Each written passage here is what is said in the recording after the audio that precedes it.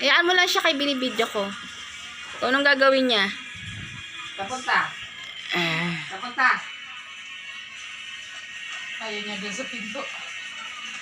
Ay, pasaw. Angel, alalayan mo, Jel. Hindi ka pa na marunong masyado maglakad. Papunta. Ipakita ko sa tatay yung ebidensya na napakakulit ng anak niya.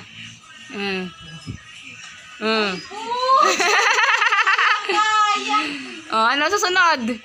Ano susunod? Oh, ano yan? Bubuan siya, bubuan.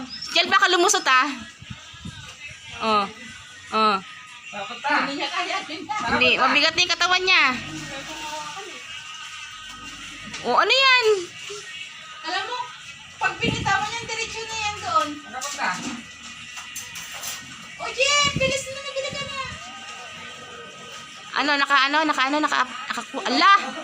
Angel, malaglag ah. Oo, chick, kayang-kaya. Ala. Ang lala ng katawan. Naganon niya yung katawan niya. Angel, baka lumusot. Kape na. Aakyat na. Yep. Papunta. Tess. Nilabas ang katawan niya.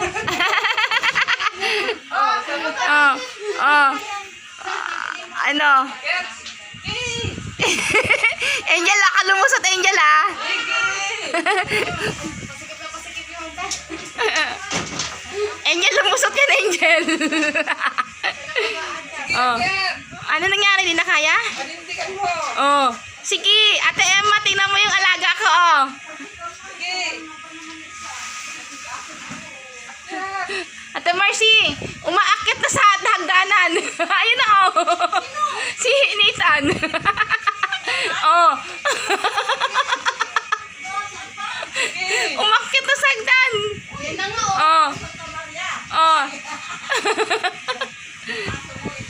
Ano? Angel, malaglag yan. Lumusot yan, ah. Pagkagapin ako ng aso dito, kasi naman dito ako sa'yo. Angel, lumusot yan. Tingnan mo. Oh. O, paano? Oh, paano na? Angel, lumusot, ah. Ano, ayaw na?